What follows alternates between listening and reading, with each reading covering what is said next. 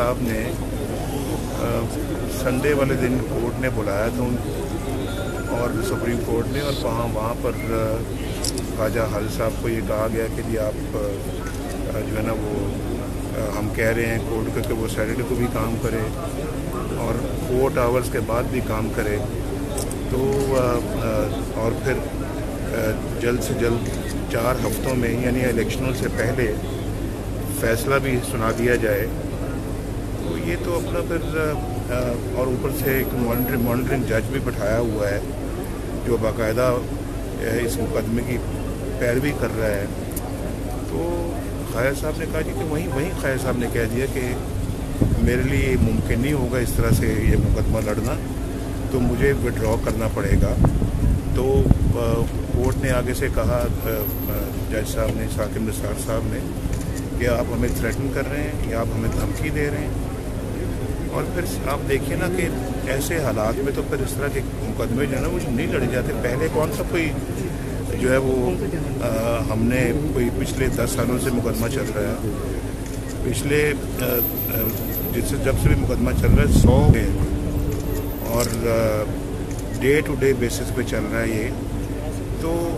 ख्वाजा साहब ने जो बातें की हैं वो मेरा ख्याल है कि बिल्कुल दुरुस्त है, मैं उनसे मुत्तफिक हूँ। और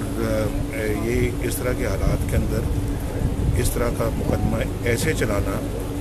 तो ये फेयर ट्रायल के बिल्कुल अगेंस्ट है। और मुझे ये हक़ पहुँचता है कि मैं अगर फेयर ट्रायल है तो फिर मुझे ये हक़ पहुँचता है कि मैं अपनी मर्ज़ी का वकील जो है वो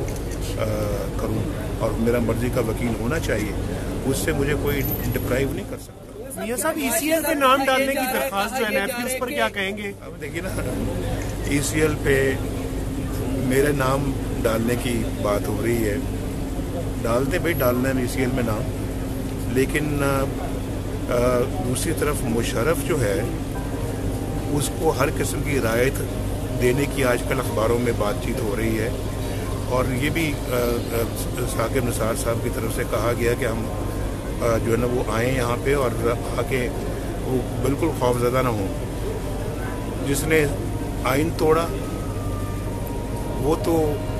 वेलकम किया जा रहा है, जिसने पाकिस्तान को एटमी कुव्वत बनाया अल्हम्दुलिल्लाह उसको ECL पे डाला जा रहा है, जिसने जजों को गिरफ्तार किया उसको तो वेलकम किया जा रहा है, और जिसने पाकिस्तान के अंधेरे दूर किए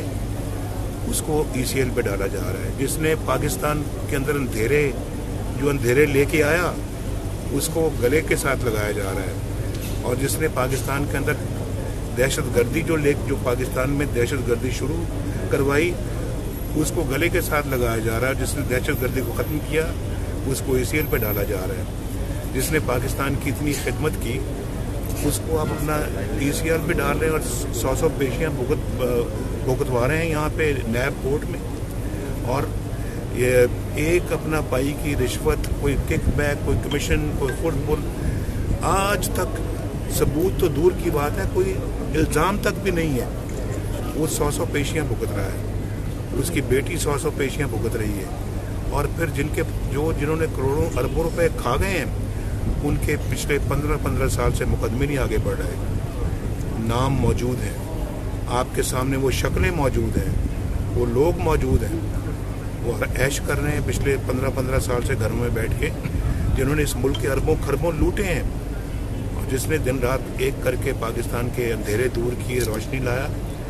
आज वो मुकदमे भुगत रहा है। मियां साहब चौधरी निसार का कहना है कि मरियम बीबी को पार्टी के ऊपर मुसल्लत किया जा रहा है, आप क्या कहेंगे?